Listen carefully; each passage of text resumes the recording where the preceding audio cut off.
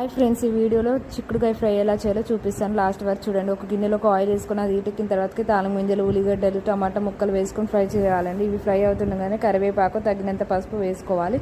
ఈ కర్రీలోకి నేను పచ్చిమిరపకాయల కారం వేసుకుంటున్నానండి. ఇవి ఫ్రై అవుతుండగానే చిక్కుడుకాయలు ఇంతకుముందే ఉడకపెట్టాను, అవి కూడా ఇప్పుడు వేసుకుంటున్నానండి. ఇది చిక్కుడుకాయ ఫ్రై అనగానే గుర్తొచ్చే గింజలు కదా. గింజలు ఎంతమందికి ఇష్టం కామెంట్ బాక్స్లో కమెంట్ చేయండి. ఉత్తి గింజలు కూడా కర్రీ చేస్తారు, ఆ వీడియో కూడా నేను పెడతాను. తగినంత ఉప్పు, ధనియాల పొడి వేసుకుంటే సింపుల్, ఎంత ఈజీగా అయిపోయిందో చూసారా కర్రీ. మా బాబు అండి ఎంత అల్లరి చేస్తున్నాడో చెప్పలేను. ఒక్కరితో మేనేజ్ చేయాలంటే చాలా కష్టం అండి. మా ఇంట్లో మా అత్తయ్య వాళ్ళు వీళ్ళందరూ ఉన్నారు కాబట్టి సరిపోయింది. పాతకాలంలో 10 పిల్లల్ని కానీ ఎట్లా మేనేజ్ చేసేవాళ్ళో నాకు అస్సలు అర్థం కాదు.